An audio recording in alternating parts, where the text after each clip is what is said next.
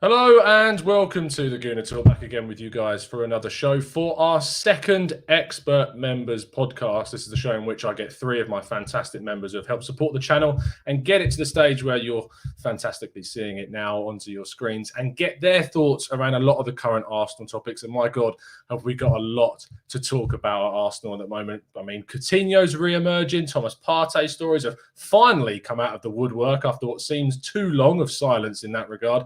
And then we've got more breakdown, of course, the redundancies and how the club's changing recruitment structure is going to affect us in the future. So let's crack on.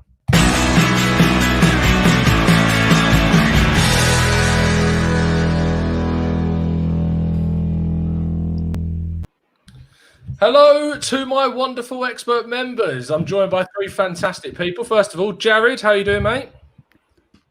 Hey, doing well, Tom. Thanks for having me on. I appreciate it. No problem whatsoever. Absolute pleasure. Where are you coming from? I mean, I know that on Twitter you're called Chicago Gooner, which should give it away slightly. Right. Chicago suburbs, yeah. So I'm interested, how and where did you get into Arsenal? Let's kick off with that. So I was actually somebody who grew up in a rural area from when I was in school, from first age all the way up to where we graduate high school at 18. We didn't have any soccer programs. It wasn't on TV here, had no exposure to it at all. And it actually wasn't until I was a little bit older, got a job where one of my coworkers played in college, was a big fan, and he kind of got me interested. And now I live in an area where, there's 20 pubs within 5 miles where I can go watch on the weekends. And good and bad, my closest buddy up here, he's a huge Premier League fan, but he is a lifelong Spurs fan. So we have some good goes around North London Derby time every year. I mean, arguably in the last few years, it's not been as sweet in that regard. But yeah, that must be nice. It's great to hear, obviously, those rivalries sort of spurning abroad, which is great. Zamir, welcome to the show. Ever so thank you much. That was the wrong order of words, but we're going to carry on anyway. Thank you so much for joining us, Zamir. Really appreciate it, mate. Yeah, happy to be on. Thanks for having me. So tell us where you're hailing from and how you got into the Gunners. Yeah, so I am from Atlanta, Georgia, in the U.S. And how I got into Arsenal was probably in the 90s. My dad was a huge Man United fan, and he always teased me about a lot of things. And so one fine night in '98, I believe, Patrick Vieira scored that wonder goal against United, and I fell in love with the club. And I said, "This is the club. They're smacking up United. I love it." Threw it back in his face, and a Gunner fan was born in the family.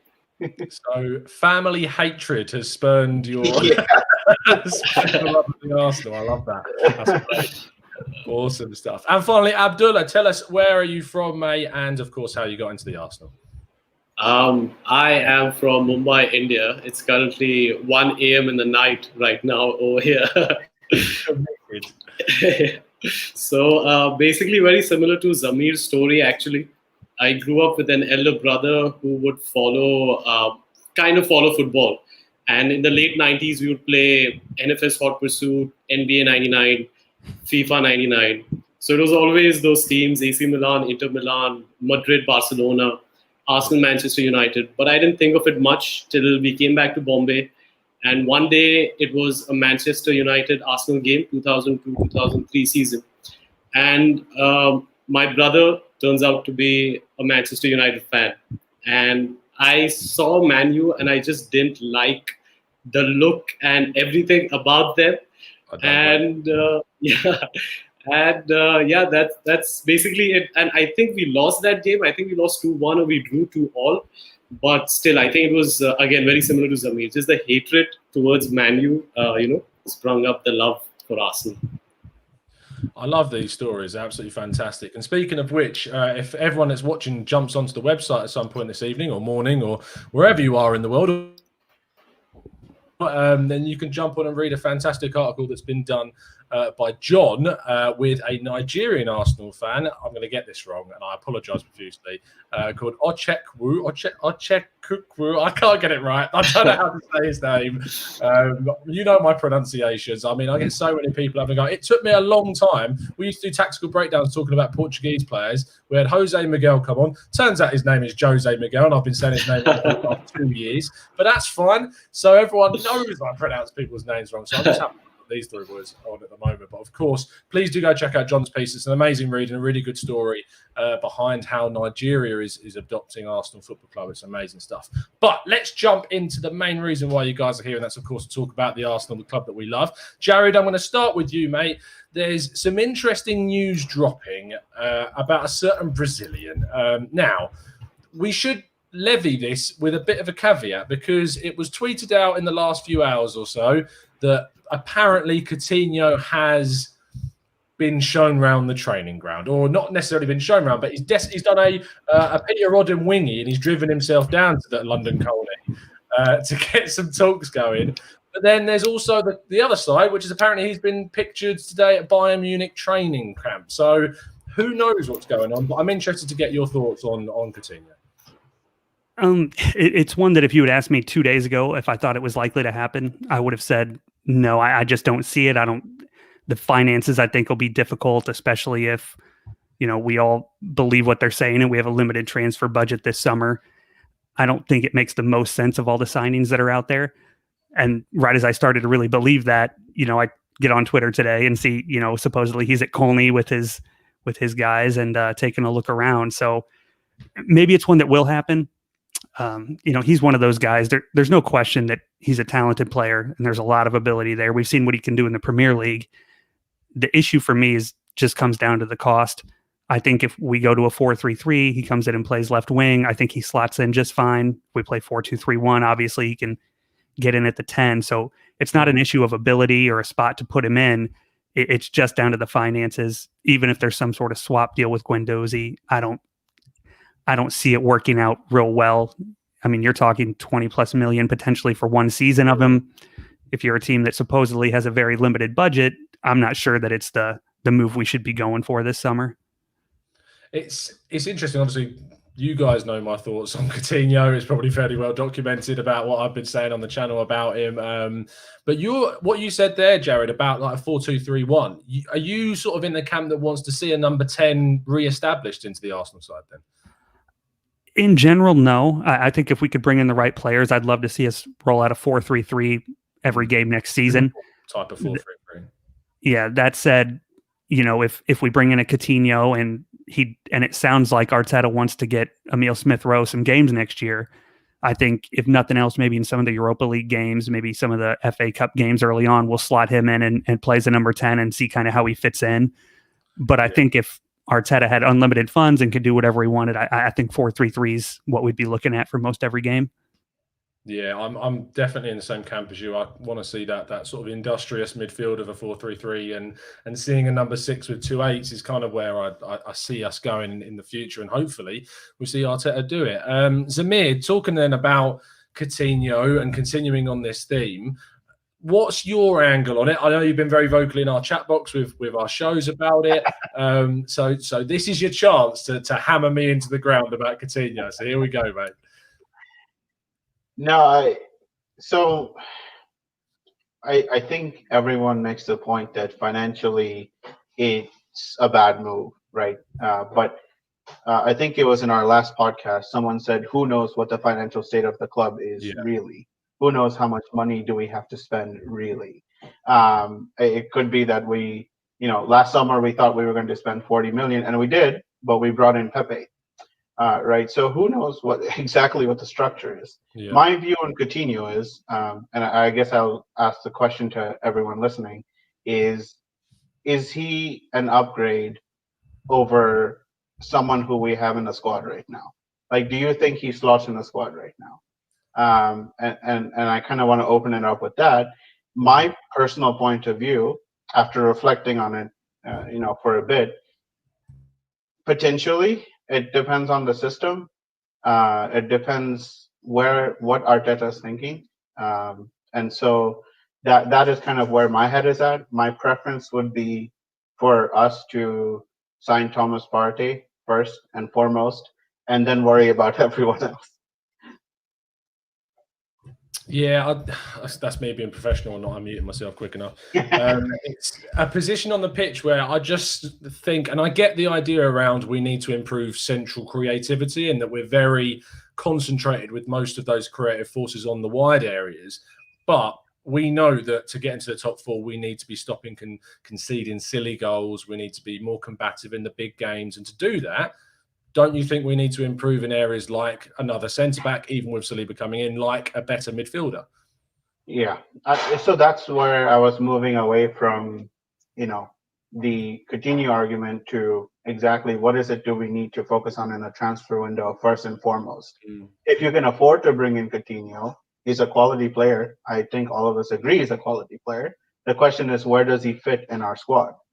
Right? And is he prioritized over a center back and Thomas Partey? I think that central midfield is key to fix before even bringing in another center back. Because what's the point of having top quality center backs if people can just cut through your midfield like butter and get at your back four? Yeah, no, I agree with you 100%. I mean, Abdullah, I'll come to you on this, mate, talking about, I see a lot of similarities with the Ozil situation and Coutinho, because you've got a situation with Coutinho that he's not really emulated the quality that he had at Liverpool, at both Barcelona and Bayern Munich. And then you're bringing him on a massive wage, or if it's a loan deal, it's a big loan fee. The reports are around £10 million. Financially, to me, it doesn't make sense. But how are you thinking on that? I'm totally anti-Coutinho, to be honest. I think universally for the last decade and a half, Arsenal needed to strengthen their defense, and it will continue this season as well. Sure, we have Saliba. I mean, we'll come to the defensive aspect of it, but even with regards to attacking third, Coutinho is not our answer. For me, I feel that he's being offloaded to us. I think it's either the agent, who's also not an agent. I think Kia is not like a licensed agent as such. However, I feel he's just being offloaded to us. So, I mean, the financial implications are going to be huge. The other angle is that his so-called other substitute could be his Brazilian counterpart, Willian. He's got a much better work ethic. He is coming from a Premier League side to Arsenal. So the value that he brings in purely based on that is immense. And overall, I feel Coutinho, even if he does come in, it's not going to be an Arteta's choice, because I am of the opinion that Arteta still does not have the vote of the board as much with regards to, who comes in. Maybe who goes out, sure, but who comes in, I don't think so. So I feel Coutinho is just being offloaded to us, and I think it's just going to be a bad move altogether. It's going to be a very Arsenal thing to do, to basically go for an expensive attacking option when there are a lot better defensive options available in the market. Again, the professionality of the muting. But no, I agree with you 100%. I don't want to talk about, when you say like you're very anti-Coutinho, it's a sensitive topic, because it's hard to say that you're anti-Coutinho without kind of appreciating what he can do as a player. And I don't think any of us are ever saying and doubting the quality that this guy has had and has shown. It's about the priorities of this summer window and getting the right players in. And Abdullah, if I was to give you, say, not necessarily a blank check, but sort of a realistic check, which we always use as sort of the measuring stick at Arsenal, who are the names that you would like to see Arsenal bring in this summer? Okay, so realistically, I'll stick to the names who have been linked with the club. I'll go with that Gabriel guy from Lille, I believe, because defense is basically the bedrock of any title-winning side, and we're not going to win a title for the next 2 years. But nonetheless, we have to start building those foundations. So I'll go with that individual. Secondly, I'll go with probably another young talent, someone that Arteta can, coach. So it could be maybe the Joelson Fernandes individual, whom we are being linked with from Portugal, or maybe someone even from maybe someone like a Dani Ceballos kind of an individual from Real Madrid or Barcelona. Or maybe even from Man City, there were talks of Leroy Sané once upon a time, just tweets being floated around. But nonetheless, someone like him in that mold could come. And then obviously ironically, someone like Coutinho, but not Coutinho because he's way too expensive, but someone who can play out on the left, ensuring Oba comes out in the middle and he's up forward. So to be honest, I just want our defense to be sorted. Get me a Gabriel kind of a defender and get me a nice defensive midfielder. I don't know who's available, to be honest, right? Because we are always priced out for the last 10 years easily, since all the Arab money and all the Chinese, Russian money have started coming in. So I think, defense is our need of the hour. Well, you say like you don't know who specifically, but it's not our job. Like, it's not our job to know these things, and it's the job of the club to be able to do that. Zamir, have you got a question you wanted to throw in? Yeah. So I guess the question is, putting aside the finances, what if I told you you could sign Gabriel, Partey, Willian, and Coutinho? Would you be happy with that? And you re-sign Ceballos on Jared, the go on. I would take that. My one-word answer would be 100%. Provided we sign Oba as well. Yeah, of course. Go on, Jared. I think most every Arsenal fan would look at that as a really quality, successful summer transfer window. Gabriel, I know it sounds like the links to him are pretty strong. That one may get over the line. I think the thought of him and Saliba pairing up for the next 3-5 years and beyond is one that would get us all pretty excited. They're both big, strong, physical players, good on the ball. They just both bring a lot to the table. Willian, I like as a signing. You can't. I know everybody says we should spend our money on young players who have some sell-on value down the line, and I don't disagree with that. But we've got a whole team full of young players. I mean, you have to have some balance in there, especially if some older guys are leaving the club this summer. You look at Kolasinac or Socrates, potentially Lacazette.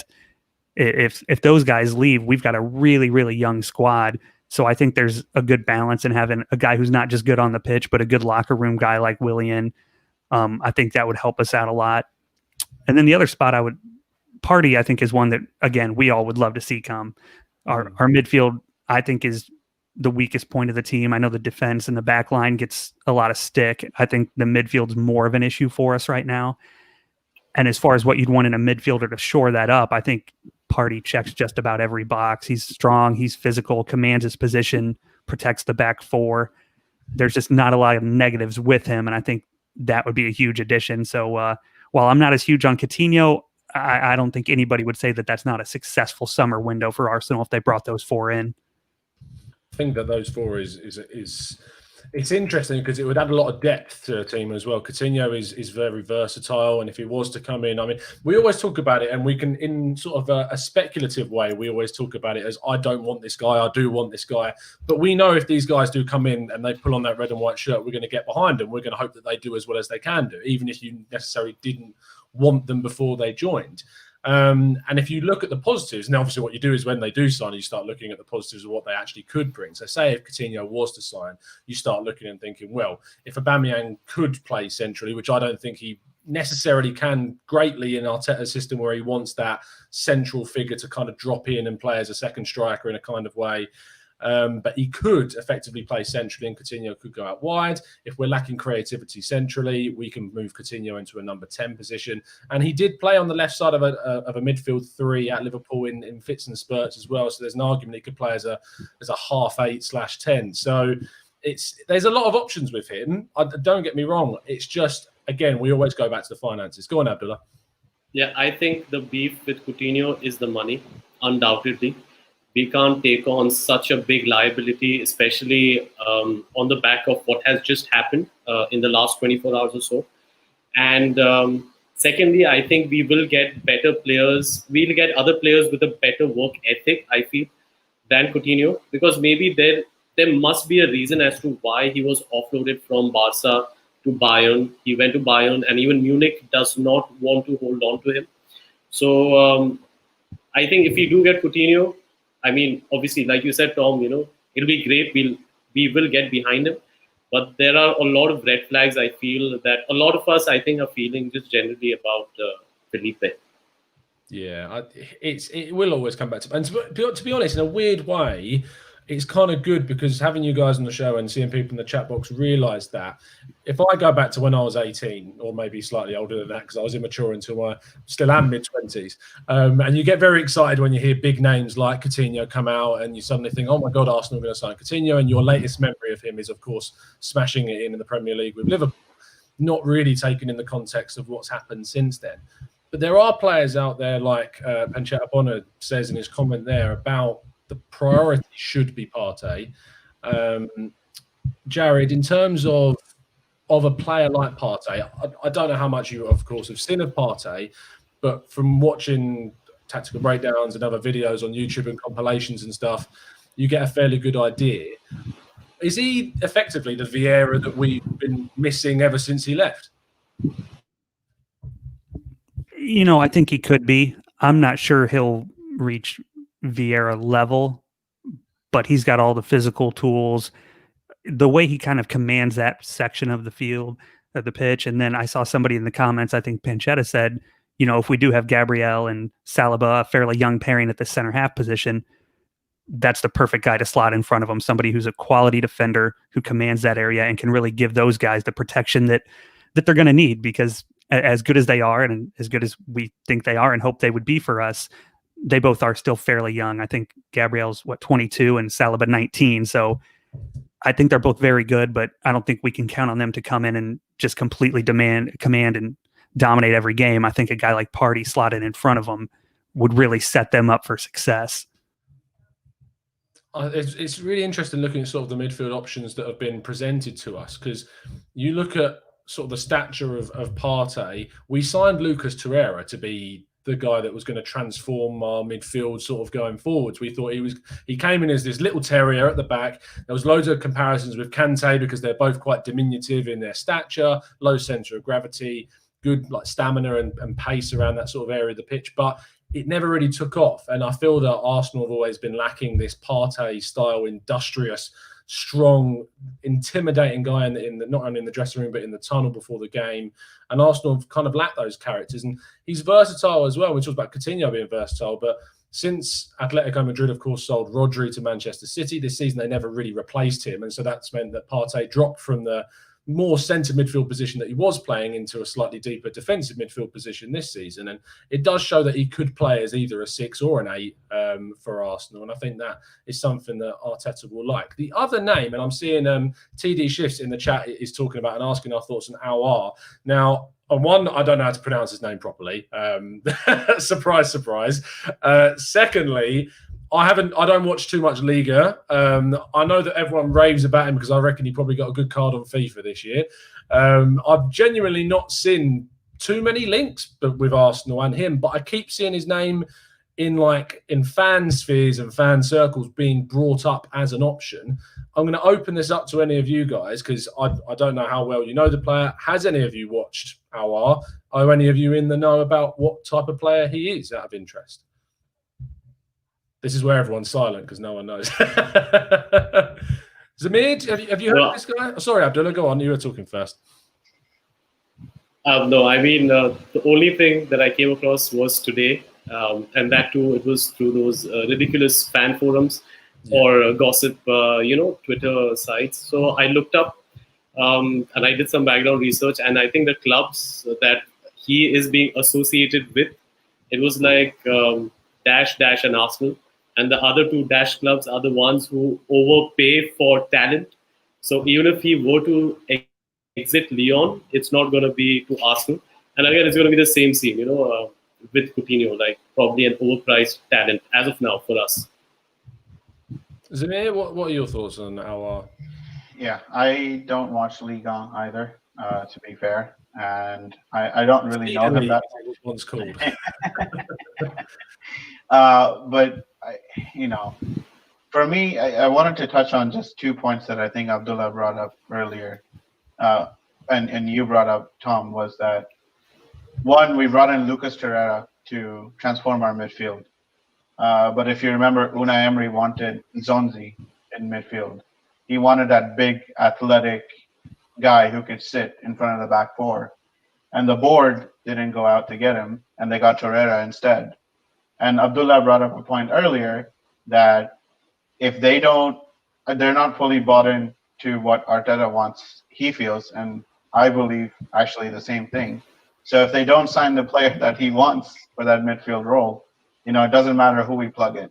The squad, the talent that we sign will not match the scheme that we want to play, which is why our squad is currently unbalanced. And moving forward, if we make the same mistakes in the transfer market, it'll be unbalanced no matter who the manager is.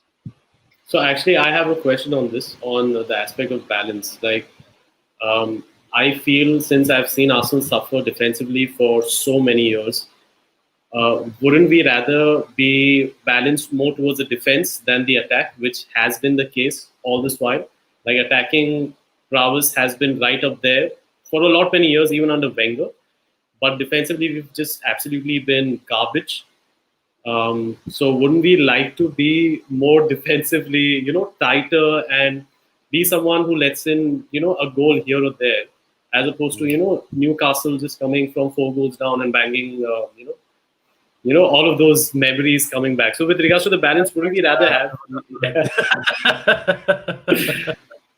Oh God, friggin' nightmares back. Jared, what do you think about that?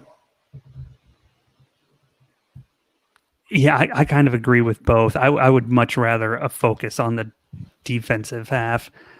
I really don't think we're in a great need of attackers. There's certainly areas we could upgrade.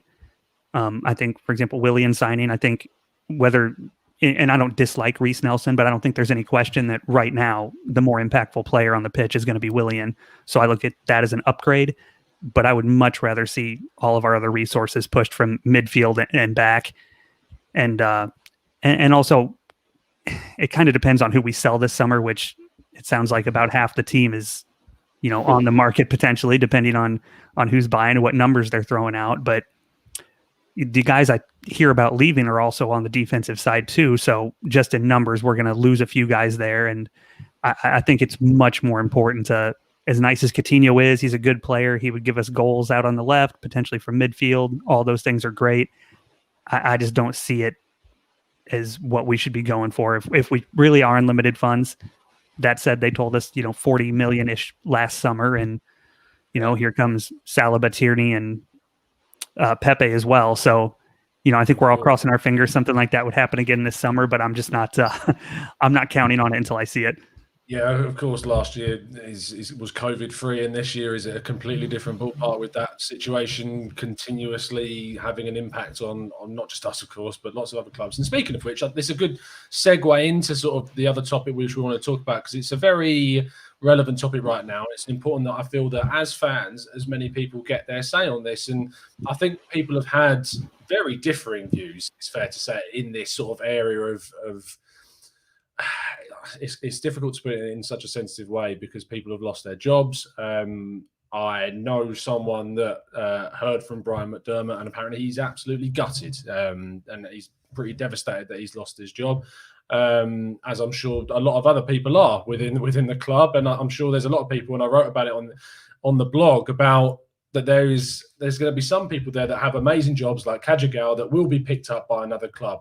But there's a lot of other people there that are doing maybe less known jobs that aren't really thought about in relation to football all the time, in terms of hospitality and match day, stuff like that, which doesn't need to be done because, of course, no one's going to games right now. And those jobs might find pretty difficult because there's thousands and millions of people that are out of work now and looking for a new venture in their life. So it's a very sensitive topic. But however, there is the other side of it, which is ultimately that none of us, unless you're in the sphere of football and more ingrained in it, know how the club is situated, what their financial situation is, what the real reasons behind this were, and ultimately if this is the right decision on a business level. Sometimes it's very hard to look past wanting the next big player to come in your club, and if this is one of those things that's going to help us do that, for some people it might be enough, and they might go, fair enough, it means that we get to re-sign Aubameyang to a new contract or whatever, and for some people that might be okay. But then you look at it morally and think, well, we've got a billionaire owner in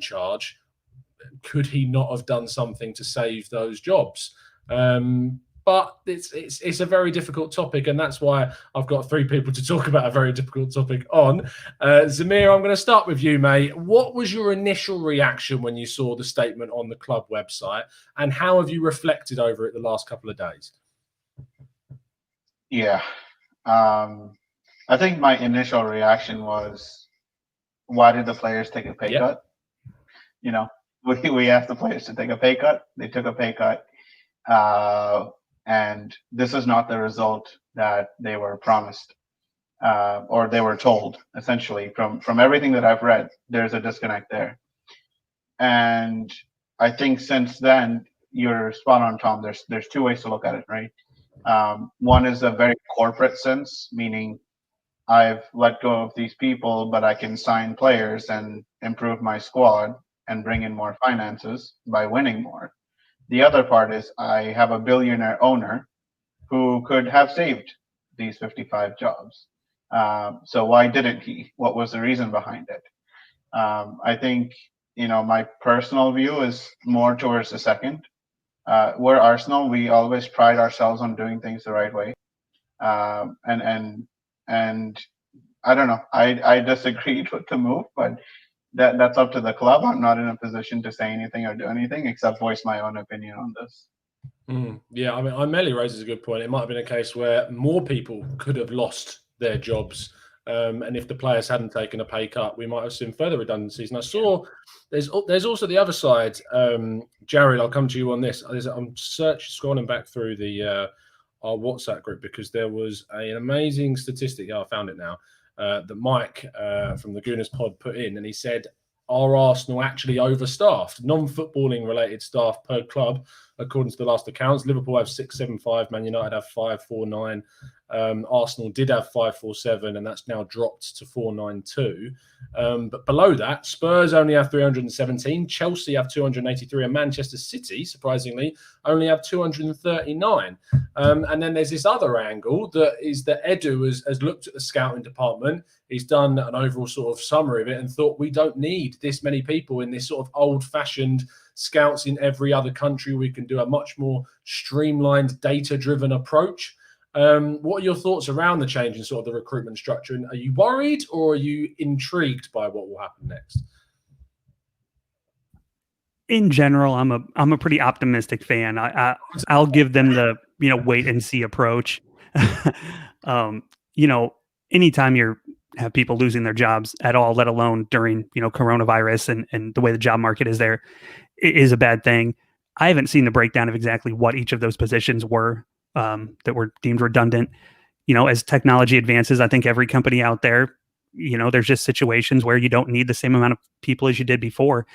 And maybe that's part of the case. Maybe it's not. We really don't know.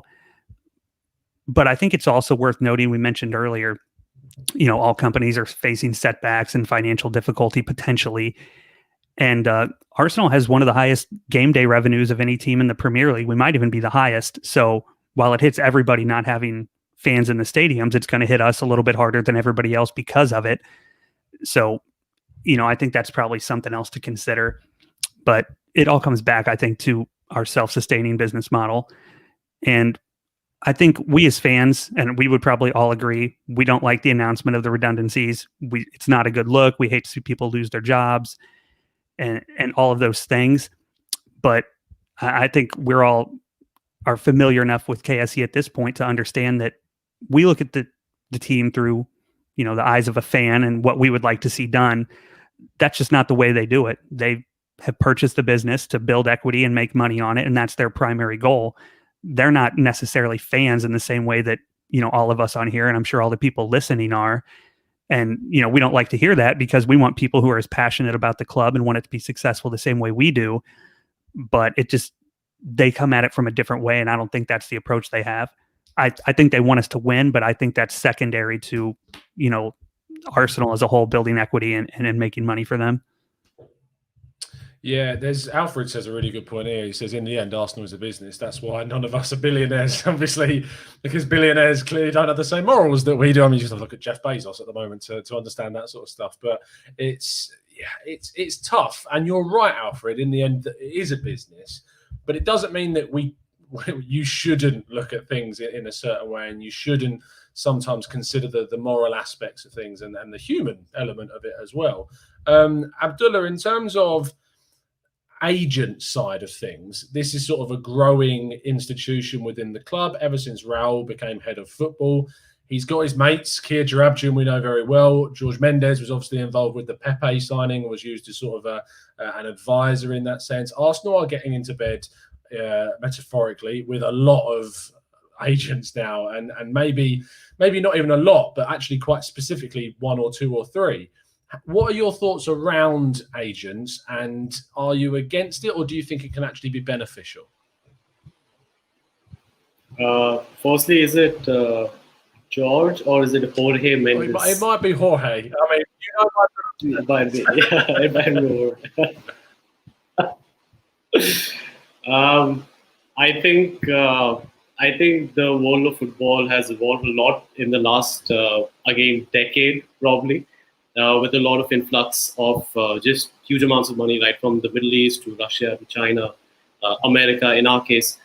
So with regards to that, I think footballers, just purely as talent, seen as talent or an asset, they need to be managed. And the more professionally they are managed, the better the talent will perform. So yes, I am for agents being in the entire ecosystem of this footballing universe. And if Arsenal is showing intent of being on top of that, then definitely I'm all for it, provided if our hierarchy knows exactly what they're doing, because it's a very murky business, and we're not the Madrids or the other PSGs or the cities wherein we have abundance cash to play with. We're not them, right? So it is going to be very tricky. But yeah, I mean, if you are speaking with the right people, if you are on good terms with the right people, then why not? It is weird, as you say, because we're not the PSGs, we're not the Man Cities, and we have got financial restrictions. And it seems that the route that we're going down is the more expensive one, and that the clients of these agents are typically ones which are going to cost either a lot of money to sign in terms of a transfer fee, or their wages are going to be excessive, because these agents, at the end of the day, they might be friends with Raul Sanllehi, but they still want to get a payday at the end of it. And the biggest way to do that is for a big signing on fee for both the player and the agent. So there's always going to be that. Sorry, but I think, Tom, the other side is that I'm sure we still see it, but a lot of players are also managed by their family. Now, for example, right? Yeah. So, I mean, in that situation, you have, imagine my son is a footballer and I am a professional in some other field, but then I start managing him without knowing heads or tails about how football works and how commissions work and how, what his growth structure and, wage structure has to be, so on and so forth. And I mean, just yesterday I saw some piece on Zlatan and, how his first so-called godfather in football basically sold him out like cattle, right? And then since then, the agent Raul Miniola came in, and then since then, he has basically looked out for himself, of course. Isn't that what all of us do? But he has also done a lot for Zlatan, the player, the asset himself.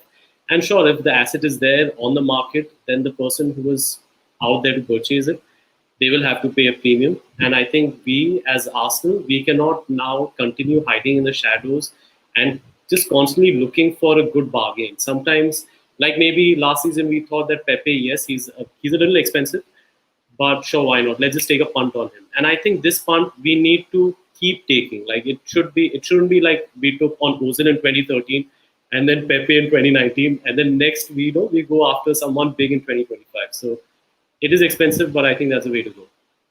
Yeah, the Kevin Jean in the chat says Neymar's agents, his family, and quite notably when he left from both Santos to Barcelona, got a massive payoff in that deal.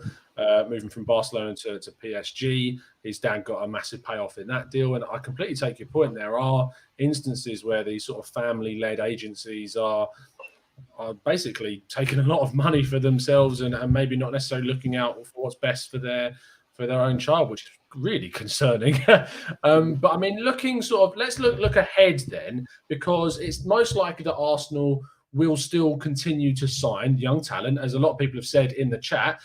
Kevin Jean says, remember, scouts work as contractors for the clubs nowadays. And actually, there was Ismail says that scouting networks are overrated with the technology that we have at the moment. And I mean, you and me can do stuff in terms of scouting if you have access to things like Y-Scout, which it can be expensive, but if you've got access to it, you can do loads of scouting on there. If you've got access to just even free sites like Transfer Market, or just even, I mean, it seems silly, but watching compilations on YouTube, whilst I get that they only show you the good bits, they still give you a relatively good idea about what the player can and cannot do. And for me, it shows you that the technology has increased to a point that it means that anyone can pretty much do that job. It just, the more access to data, the more statistics you have in, and then obviously looking at the mentality of a player, that's where scouting is going to probably turn into a bit of a niche thing, is to begin looking at the person that a player is, his mentality and training. And when we talked to Oliver Zeziger on the Tactical Breakdown podcast with Drew, we asked him the question about looking at the mentality of a player and looking what he does in training and the things like that. And it's still on the channel if people want to go and check that out. It's really interesting to see what scouts are looking for in specific players. I mean, Zamir, of course, you're saying that I discovered Malang Sarr, which is, of course, a complete falsehood. I didn't. I just went on Transfer Market and looked at the players that are running out of contracts. It's as simple as that. And then you do a little bit more digging after that. But the data is out there, and data is going to be king and in terms of what happens next. Jared, let's look ahead then into next season. I know we can talk about transfers all day long, but I want to get your thoughts on your confidence on our current manager, or current head coach, as his proper title is right now. 6 months in the job, FA Cup, amazing stuff. Yes, we finished 8th in the league, but it looks like things are progressing. Where's your head at in regards to the ambition we should be looking at next season? I think right now it's hard for anybody to not be excited about Mikel Arteta. I mean, what more could you ask of him? I believe we were 8th or 9th in the league when he took over. That's where we ended. But when you end the season, the last, 3 weeks, we beat Liverpool, City, Chelsea to win a trophy. I think we're trending in a really good direction there. I think as far as moving forward, we always say the club needs to back him. And, he's one that when you hear him talk, he has a really clear vision of what he wants. He talks about the specificity of each position he wants to fill. And I think it's important that the club is there for that, because, he's one, if next year we have a good season, let's say we qualify for Champions League, or we would win the Europa League or win another FA Cup, if he's going to have aspirations to play at the top level and win games. And he's either going to do that here if we back him, or if not, if he continues winning, there's going to be offers from abroad that come in for him. And, it's some of those are hard to turn down. If you're going to a top club with a big budget that can get you Champions League football every year, that's hard to say no to. So I think we're at a point, depending on how we look next year, that, you either need to help him do it here, or unfortunately probably watch him go do it somewhere else. And I don't think any of us want to go down that path right now. I don't think we do. Just before I jump to Zamir, we've had a super chat. Thank you, Chris P. Tom, my feelings on Mainsley. Lack of solid position, down his adaptive talent. Gutted he's up for sale. If Arteta wants him and he's been overruled, can we have confidence that he'll be backed and for what he wants after this? And I mean, Zamir, that kind of bleeds into what we were talking about there, about the backing of the manager, the backing of Arteta. Mainsley's a weird one, because I thought Arteta really liked the guy, to be honest, and that was why he put so much trust in him in the FA Cup semi-final, and then after that performance to put him in the final as well. Are you surprised that Mainsley is up for a possible transfer, if you of course believe those rumours? I believe he's up for a transfer for the right fee. I think he's one of our most sellable assets with a lot of upside. And that's why I think that's the only reason he's on the market. And that's because we're restricted financially. I don't think Arteta wants him to go, but I think if it gives us 40, 50 million, wouldn't you sell him and be able to get Partey and someone else? And if you look at it from that lens, you would do the deal. My preference is for him to stay. I think he can actually take Bellerin's spot, and I would rather sell Bellerin. Yeah, you're not the only That's one. my opinion. Alfred in the chat says Mainsley is the reason why we won the FA Cup. I mean, I'd argue Aubameyang probably would have something to say about that. But his versatility is crucial. Sell Bellerin, who is at right back, but isn't even a good one. And good points are going in the chat, as Patrick says there. Avon says the hearsay is that Arteta has been told Mainsley will be sold by Raul and Edu. I mean, Abdullah, do you think part of the reason why we're looking to move him on is because he's someone that isn't necessarily someone that you'd say is nailed on to be in the starting squad every single week, and yet is looked upon as one of our most sellable assets by both Raul and Edu, and someone that could command, as Amir said, a decent sized fee? Do you think that's the reason why the club are open to selling him? Yeah, absolutely. I mean, I thought I was pragmatic, but then obviously in the company of Zamir and Jared, I've been found otherwise. But yeah, I don't think. I think there was an incident in Dubai when they were at the winter break, when I think Mainsley. There were rumors, there were reports when Mainsley came out and he said that in the team meeting or something that I want to play in the midfield. And Arteta basically kind of just told him, you play where I tell you to play. And Mainsley wasn't too happy with it. And then that led to a bit of discord between the two of them for a while. Maybe eventually after that, what happened was that because of the need of the hour, Arteta had to play him in certain position. And thank goodness that he performed so well. But at the end of the day, everyone is an asset. I mean, even Madrid sold Ronaldo. So for the right price, everyone is sellable. However, I couldn't agree with Zamir more. I love Bellerin, but if given a choice, if I'm getting the same coin for either of the players, then I would definitely sell Bellerin and keep Mainsley. Yeah, it is interesting how quickly things change. When Bellerin 3 years ago was looking for someone that could really sort of be our right back for the next 10 years, arguably at that stage in his career. And it's football changes so quickly, and especially in modern day, football changes very, very. I mean, I tweeted out this morning saying it just takes one tweet and the mood around Arsenal goes from an FA Cup win to redundancies, and then it goes back up again because of the next topic we're going to talk about, Jared, which is the news that Aubameyang looks very likely to sign a new contract, which is great, of course. And it's kind of strange because I don't want to bring up the Willian situation, but it's funny that obviously we're signing someone at 31. He's going to be at the club till he's 34 at least with this new deal. First off, your reaction to it. Are you surprised that Arsenal have actually managed to tie this guy down? Did you expect him to leave? And what are your thoughts going forward with it? I think like everybody else, I'm ecstatic that it looks like he's going to sign. And the age to me, I think, gets a little bit harped on too much in general. There's guys who at 30 aren't really on it anymore. There's guys who at 30 that play well. I think with the advancements in strength and conditioning and all of those things that we've seen, a 30-year-old player now is not what a 30-year-old player was in 1995. I think you don't even have to look beyond the Premier League to see that. I mean, Aubameyang this year, over 30, finished second in the race for the Golden Boot behind a 33-year-old Jamie Vardy. Both guys who are always at top fitness, and Aubameyang certainly is a player that when you watch him looks like he could run for days. He's not one that I think we're going to see a significant drop off. And the other side, which is the big one for me, keeping him helps our finances tremendously. I know they're talking about $250 a week, something like that. And people say, well, over the next 3 years, that's, an additional $10.5 million, whatever it is, something in that range. But you're talking about a guy who's going to bring you 75 goals over the next 3 years. The cost to replace that in the market, I mean, it would cost more than our entire transfer budget for this summer, very likely, to replace the goals that Aubameyang is going to get us in the coming year plus 2 now. Everyone always stops talking when I'm typing in the chat every single time. But yeah, no, I'm absolutely. I can't.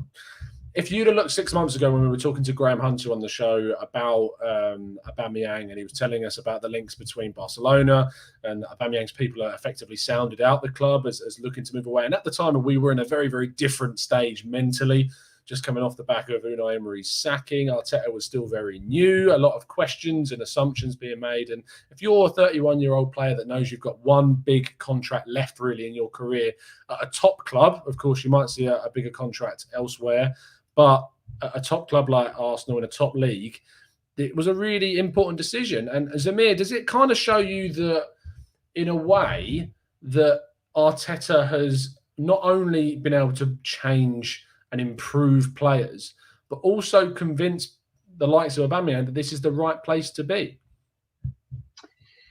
Yeah, I think my first controversial opinion is I don't think until Oba puts pen to paper, I still think it's up in the air. No matter, this is Arsenal, we've almost signed a lot of players. So until I see pen to paper, I'm not believing that Oba is tied down. And I would be extremely excited, if we can tie him down. And, I think to your point, financially, we pay $250 a week for a striker who's proven in the Premier League, who's top, who's a fantastic striker, who's wanted by the clubs around the world. If you try to find a replacement, how much more is it going to cost you? So on the cost end, you're paying a transfer fee and you're paying a high wage for another player. And the second thing is, Tom, to your point, I think Arteta is slowly changing, more than anything, the culture at Arsenal. He's changing the culture in the squad. He's changing the culture in the backroom staff and how we do things. And he's finally bringing, something that aligns to the Arsenal DNA, I feel. And the players are buying into it.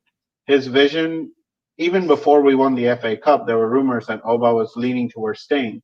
And that just shows you that Arteta's vision, or whatever he's laid out for Oba and the squad and the board, everyone's kind of buying into it. And it's just, we don't have the full visibility into it, but it gets you excited if you can have a world-class player signed when you finish 8th. I mean, it's fantastic. Yeah, it is unbelievably sort of stoic in a way, I suppose, and really sort of builds that confidence within the fan base that things are still looking good. The players like Aubameyang, we can keep hold of them. That even though we've had the worst league season in the last, I think it's something like 25 years or something like that, that we can keep hold of these guys. And Arteta is obviously central in that as well. And clearly, and another point, Abdullah, I suppose the point I'll come on to you about is that I don't know if anyone's been able to read the article that I think was put out by The Independent, that one of the reasons why he signed was because he was given assurances that Arsenal would compete for the top 4 with notable additions. Yeah, even I read something of similar note, and I think with regards to Oba, what I like to keep in mind is that he came in as one of the last few players that Wenger signed. So he has played under Wenger, then Emery came. He played under Emery as well, and Oba is Oba. He performs under whoever, right? And again, big name player, last contract on hand. He has an option possibly to go to clubs as big as Barca and Madrid and maybe see out a year or two and then further, just like have his name etched on to, whatever legendary books that you might want to call it. But him actually committing to Arsenal will be the absolute epitome of actually Arteta's vision. Like I saw a footage of Arteta with his assistant coach, I forgot his name. But then after the FA Cup final, and then they're just embracing each other, and Arteta is just about like, believe. I told you to believe in me, and then we won the FA Cup, and that is what Arteta has brought to the club, right? I mean, we have finished 8th, worst season for 25 years, quarter of a century, but still, trust me, most of us are more optimistic than not, right? In the last 5 or 6 years, so. Yeah, I mean, I don't even remember the question. I'm just extremely excited for the next season. Sign Oba, get some another defensive addition who will probably, it's going to take time because let's remember we have that Pablo Mari individual as well, who's not going to go anywhere. It might take him time to come in and blend in. He's also left-footed, but let's just bring in another defensive player. And then Arteta will do wonders with the kids. I know it sounds wrong, but I know he's going to just he has nice pool of 4 to 5 players. He's going to do really a good job with. Yeah, 100%. And that's a nice way to round off sort of the main bulk of the podcast and end the show with, of course, our questions round. So if you've got a question for the guys, please make sure you throw it in the chat box. Use a capital Q so it stands out. We obviously give priority to our members. And we start off with one, Jared, which is a question for you. Christopher Fung, fantastic and long-time listener, says, who are you expected to take the biggest leap forward in year 2 under Arteta? There's 2 names that come to mind. I would say the biggest leap, assuming he comes back healthy and is able to play, is Martinelli. I think we all saw in, small glimpses the potential that he has and the talent that he has, the speed he plays with, the kind of just passion he has for the game. I think he's got all the tools to become a top player. And I think from what we see from Arteta so far, developing the young guys, I think he's going to be vital in helping him do that. The other, I would say, and I think it's the more obvious answer, is Kieran Tierney. We saw what he did in half a year under Arteta, and we all got to look at the quality of player he is. So I think as we move forward, we have a short summer, but a little bit of time to kind of work on some things. I think if we go back to a 4-3-3, Tierney's no longer playing the left-sided center back where he can get down the wing even more. I think we're just going to see even more of the ability he has and the quality of player he is, and he's going to look like one of the biggest steals in recent memory that we got him for about 25 million last summer. Yeah, even though it was a Scottish League record, that signing still looks an amazing deal when it comes down to it, for sure. Carter Stage asks a question, Zamir, which is kind of on the other spectrum of it. Did we change our physio and medical staff because they've been rubbish for years? Now, just to give some background to that question, I'm aware that some of the medical staff have been made redundant. And one of them specifically was the person that Kieran Tierney was seen hugging at the end of the FA Cup final, because he's the guy that basically rehabilitated him from his injury when he joined the club, and then the shoulder injury that he got as well. So what's your sort of feelings, Amir, on that side of things? Because Arsenal's history of injuries is well documented, it's fair to say. Every single season something new crops up. Players that join, like Danny Welbeck, that never got injured prior to their arrival, then get long-term injuries. So do you think that there's an opportunity here that we could see some better fortunes of injury, or do you actually believe that it doesn't matter who you bring in, injuries are always still going to happen? Yeah, it's a question session, and I know we're trying to end the podcast, but I have a long-winded answer to this. I think the short-winded answer is it won't be longer than Drew's, so you're fine. I think the short-winded answer is really 3 points. One, I think in regards to fitness, the way you train, is the way you stretch, the way you warm up, I think that has to change. And I think under Arteta, that's changing in a way to first avoid the injury. I think that was one of our issues under Wenger quite a bit, is that a little bit of that pre-match or pre-training regimens were not as strict. Now, I think, of course, having a new medical staff, I don't know who they are. I don't know how well they do their jobs, but it could see a change in fortune. And then I think the third part is the game and the way it's played itself. I think, going away to Stoke, our players get kicked and we get injured. Going away to all these grounds, and the Premier League is a physical league. So I think we've always signed in recent years more technical players and physical players. I think once we start having a good balance of those types of players in the squad, we'll be able to not be bullied by a lot of teams and get those injuries, So I think I can expand on the last point, but that's going to take another 30 minutes. Another podcast, arguably, yes. Not 100%. Abdullah, a question from Avon Teddington, another one of our members. He says, bearing in mind that Chelsea, Manchester City and Manchester United are strengthening this season, and most people would be confident of a top 4 finish, do you really see Arsenal in the top 4 next year? I have a very interesting take on this. I feel Man U's not going to win anything even next year, and that's because they don't have leadership either in the squad nor on the bench. Fortunately, we can't say the same about Arsenal, because we won a trophy. 6 months under Arteta, we've already won a trophy. But there is leadership, even if it's on the bench. Arteta, great, amazing. Even his supporting staff is excellent. in the team, I think I'm surprised that we actually haven't touched the point of leadership and captaincy in this episode for now. But I think that is where we might be able to overcome a team like Manchester United at least. Maybe Chelsea, purely on the basis of horsepower, they might beat us because they might bang in 4 goals for the 2 or 3 that they might take. However, I feel there is enough in Arsenal to put up a really good fight and just edge or nick Man U. Plus, let's not discount Tottenham. I know it's Halo, it's Voldemort, but I mean, it's Jose Mourinho. If you've seen Amazon Prime's trailer, like even he says, he attributes that it's not Jose, it's Jose actually.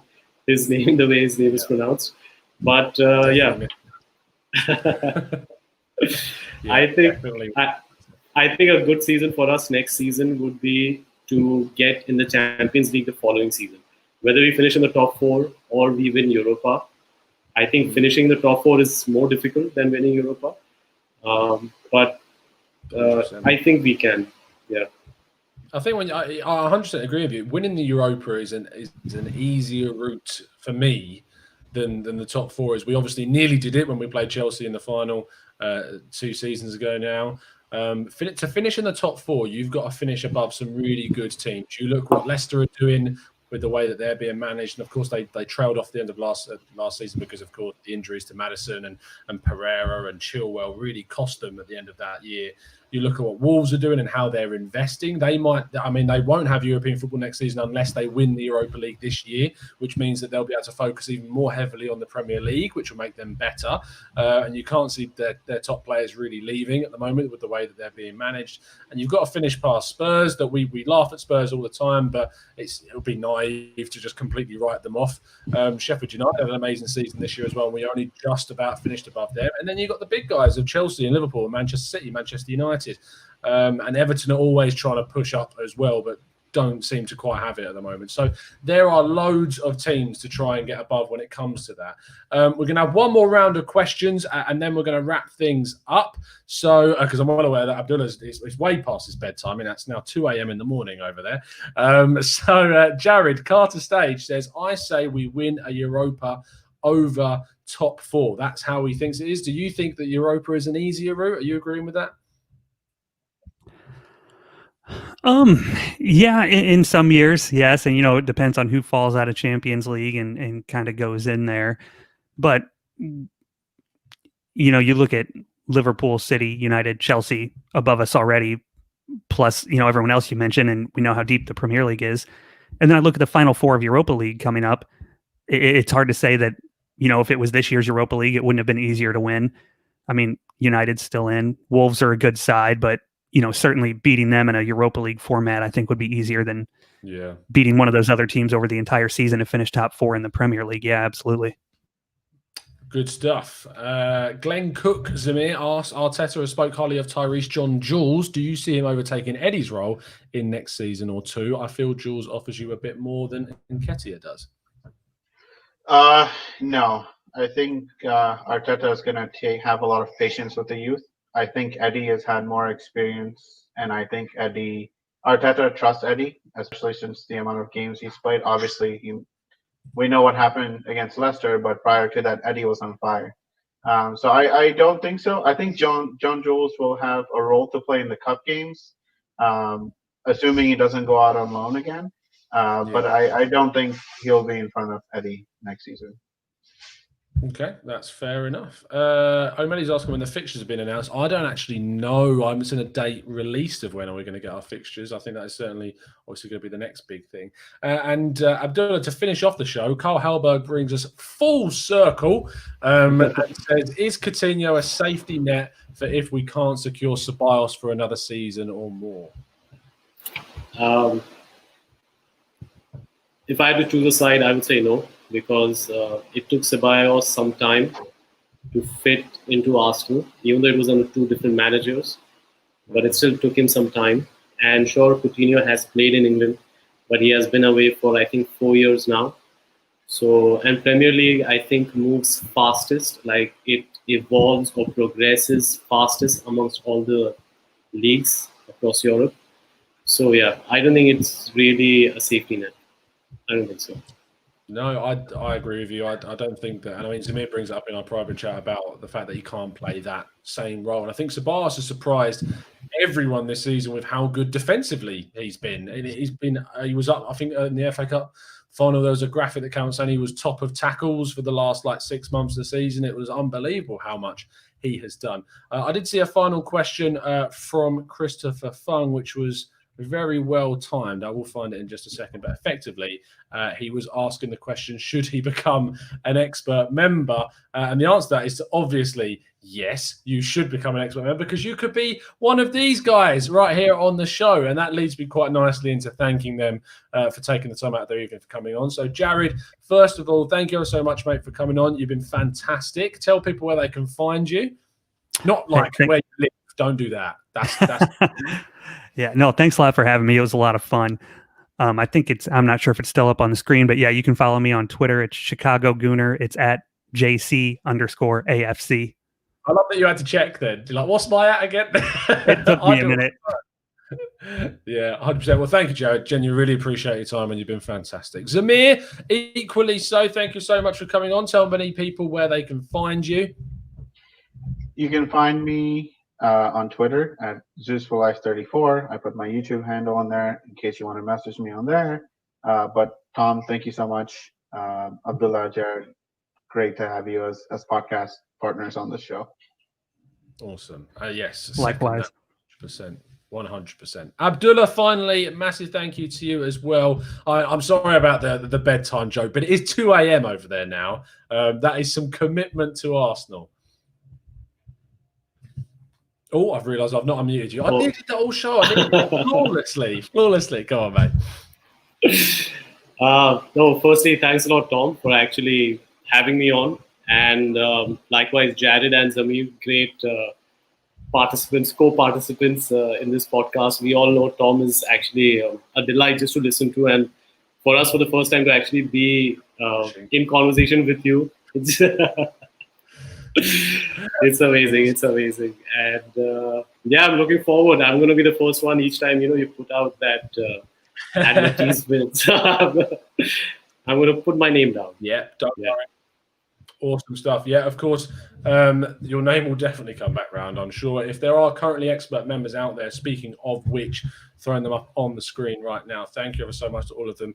Robert, Abdullah, of course, who is here now. Root Grass, Afnan, Zamir as well. Ashwin, Owen, who's now become a writer, of course, at the show.